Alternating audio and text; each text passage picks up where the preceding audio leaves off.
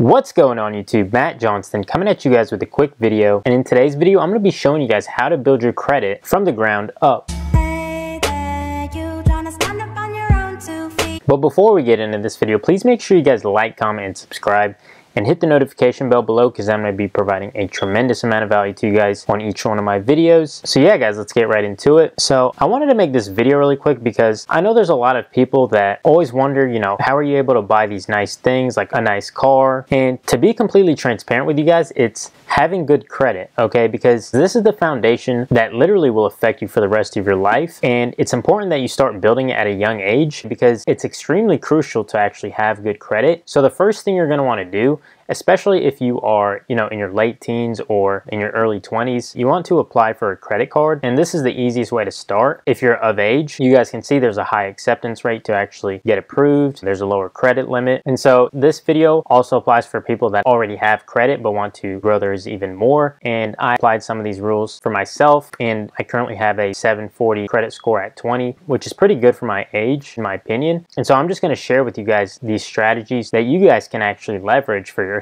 if you're looking to actually, get started on the right track for building your credit. So obviously the first thing I put here was applying for a credit card. Now this can apply for anybody that's in their late teens or in their 20s. If you haven't applied for a credit card yet, it's essentially, you can get started today doing it. It's a very high acceptance rate to get one, and there's a lower credit limit. But if you have absolutely zero credit and you're a total beginner, then you're probably going to have to go with a secured credit card, which is for total beginners, and it's backed by cash deposit. And your cash deposit is usually the amount of credit that you can take out on that card per month. And that's just because you're at a higher risk when you have that credit card. So essentially they're minimizing their risk by doing that. And that's for the secured credit card. Now, since secured credit cards are for total beginners, these are not meant to actually last forever. It's just a way to actually build your credit up so you can later on actually get a credit card for yourself. And another option you can use for building your credit up is using a student credit card. And I use this in college, and the reason being is because you have a higher acceptance rate by getting one, but you do also have a lower credit limit when you apply for a student credit card, and you also have a higher interest rate when you use the credit. So just be aware of that, guys. But again, it's also a great way to build your credit, and this is what I personally use for myself to build my credit up. Now, one thing you guys need to keep in mind when you do get these credit cards is don't use them for every purchase that you make. Try to actually use these credit cards, occasionally, like a couple times a month, and make sure you guys are actually using them for small ticket items. So, you don't want to actually go out and buy, a brand new TV. What I would use it for is stuff like gas, because that's pretty much what I use my credit card for, is like stuff like gas, really important stuff like that. You don't want to go out and buy,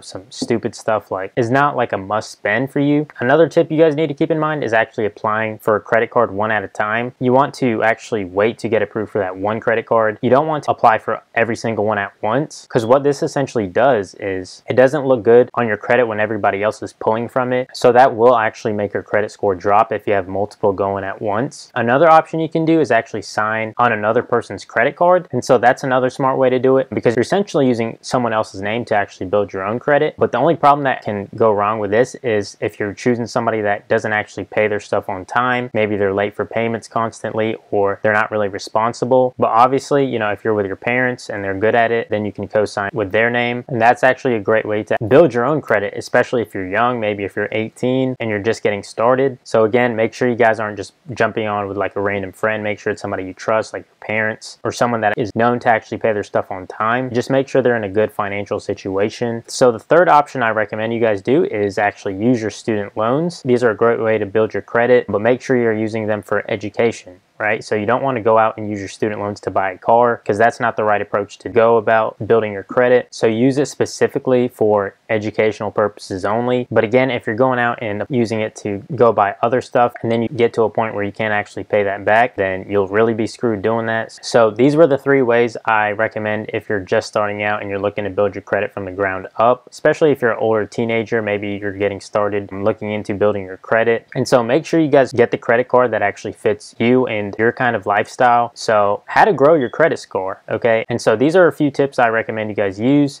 And the first one is making 100% of your payments on time. And this goes with your credit cards, but it also goes with your utility bills as well. So make sure you guys are, paying your bills on time as well. And the second tip I recommend is keeping your credit utilization low. So let's say you can spend, $3,000 a month on your credit card, then you shouldn't exceed 30% of that. So don't go over $1,000 on your credit if your limit was at $3,000. Again, I only use my credit card for absolutely essential stuff. I don't use my credit card to buy unnecessary stuff. And then the third tip, as I said earlier, avoid opening too many accounts at once. So make sure, if you're opening an account one at a time. And then the fourth tip I recommend is keeping accounts open for as long as possible. Unless one of your unused cards has an annual fee, you should keep all of them open and active for the length of payment history and credit utilization, so they can see you're using your credit as well as you had it for a decent amount of time. So you want to keep those as open as long as possible, as long as there's no fees and you're not actually using them. So the fifth tip I recommend for you guys is never co-sign with your friends. And the reason being is because no matter how well you trust your friends, you never know if somebody's going to be able to make a payment on time. Maybe they might make a dumb decision and,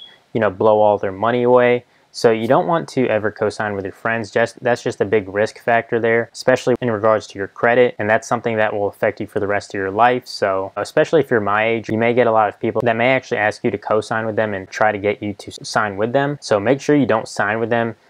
Because it's a huge risk and they might destroy your credit forever. Your score could drop a ton if they continuously don't make payments on time. So these were a few tips I wanted to share with you guys, because building your credit, especially for the long-term game, is super important. And I actually wanted to show you a site that shows you, what a good credit score is when you're looking to build it from the ground up. So this is actually nerdwallet.com, and what this shows is actually a wide range of credit score ranges. And I could leave this in the link in the description below if you want to check it out. But you can see 300 to 629 is bad credit. 630 to 689, which is the orangish color right here, is fair credit, and that's the average. Good credit is at 690 to 719, and that's the yellow. And then 720 and up is excellent credit, and that's the green. So that's around 720 to 850. So anything above 700, I know for auto loans, you can get the lowest rates for, and that's what I did for my Mercedes. That also factors in your income levels as well. So usually if you're above 700 or 750, you'll be good, and you'll be able to get the lowest rates on everything. So yeah, guys, that's what I wanted to show you guys for this video. Again, this website's called nerdwallet.com if you guys want to check it out. Maybe if you're looking to actually build your credit. So yeah, guys, if you want to get started, I recommend getting a credit card first. You can sign under your parents' name as an authorized user as well. I know that's what helped a friend of mine build his up. And make sure you guys are paying on time, because it adds up fast if you stop paying, if you miss payments. And that's the most important part, is making sure you're on time with your payments. So yeah, guys, if you have any more questions, feel free to comment below. So I really hope you guys enjoyed this video. Please make sure you guys like, comment, and subscribe for more future videos.